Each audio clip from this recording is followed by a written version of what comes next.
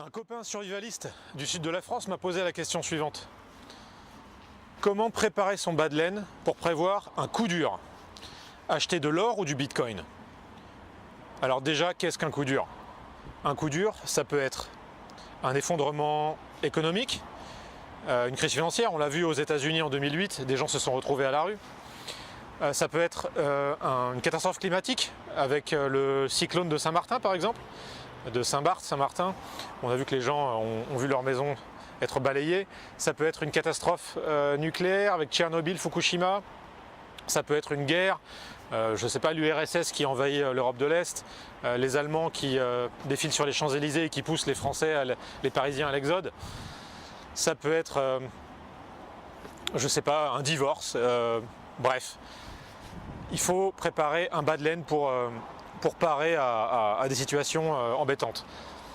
Est-ce qu'il vaut mieux du coup acheter de l'or ou du bitcoin? C'est la question que m'a posé mon pote. Et un vrai survivaliste vous dirait évidemment de l'or. Comment comparer l'or à une monnaie virtuelle? Mais moi je ne suis pas un vrai survivaliste et donc j'ai envie de pousser un peu la question et on va voir si le bitcoin est un vrai challenger. Alors quels sont les avantages de l'or? L'or c'est une monnaie, c'est la valeur refuge par excellence, c'est un métal précieux.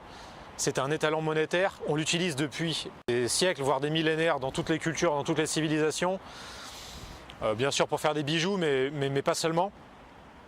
Aujourd'hui ça a même des applications industrielles. L'or est un métal qui est très conducteur, qui est peu corrosif, donc on l'utilise pas mal dans l'électronique. Ça augmente la valeur et son intérêt. La valeur de l'or aussi augmente d'année en année. L'once d'or était 2 fois moins cher il y a 30 ans qu'aujourd'hui.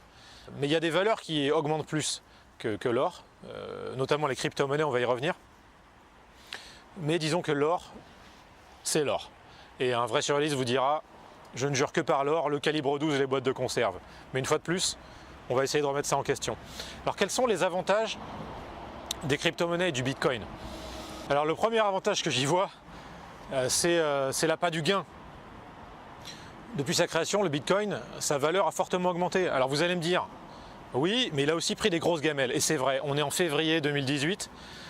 Fin d'année 2017, le bitcoin était quasiment à 16 000, 17 000 euros. Aujourd'hui, il est à 6 500 euros. Donc le bitcoin s'est effondré.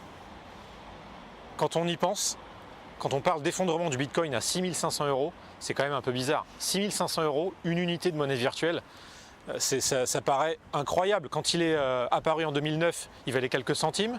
Début 2017, il valait 1000 euros. Aujourd'hui, il en vaut 6005 et on parle d'effondrement. C'est dire quand même finalement la confiance qu'on a en cette monnaie. Je ne pense pas qu'il se soit effondré. C'est vrai que passer de 16 000 à 6 000, c'est un effondrement, mais il faut se rendre compte que 6 500 euros pour une unité de monnaie virtuelle, c'est énorme. Les autres avantages du bitcoin.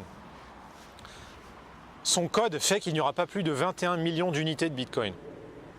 Donc il n'y aura pas d'inflation sur cette monnaie. C'est une monnaie qui n'est pas sous le contrôle des banques centrales ou des politiciens.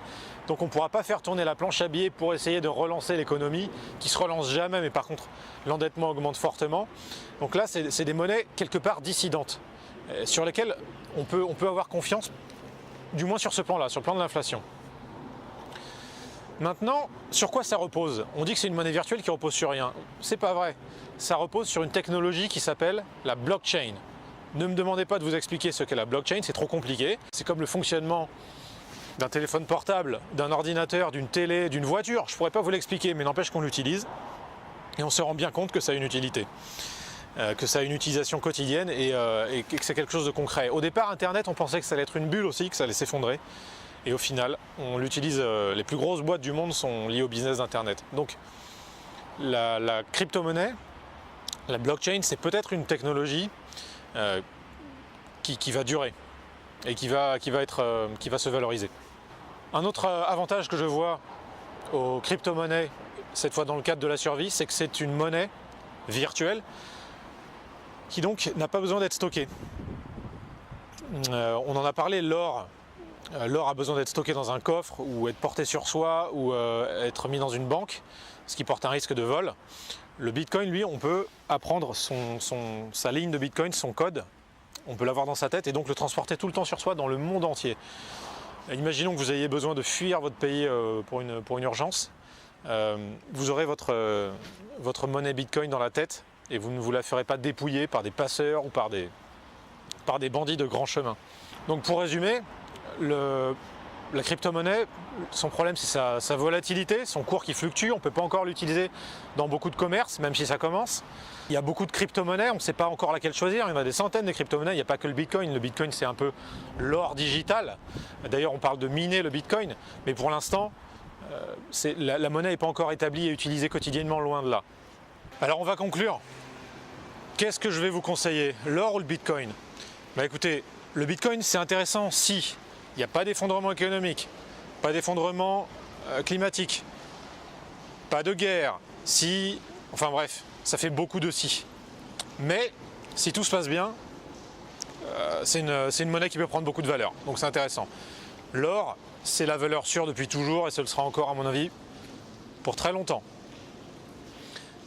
Donc mon conseil c'est de ne pas mettre tous ses œufs dans le même panier, comme diraient les grands-mères, et donc de faire un 90-10, 90% or, 10% Bitcoin. Ou si vous êtes un peu plus aventureux, peut-être en mettre un peu plus sur le Bitcoin. Mais les conseilleurs ne sont pas les payeurs, donc c'est votre pognon, c'est vos décisions. Ciao les francophones.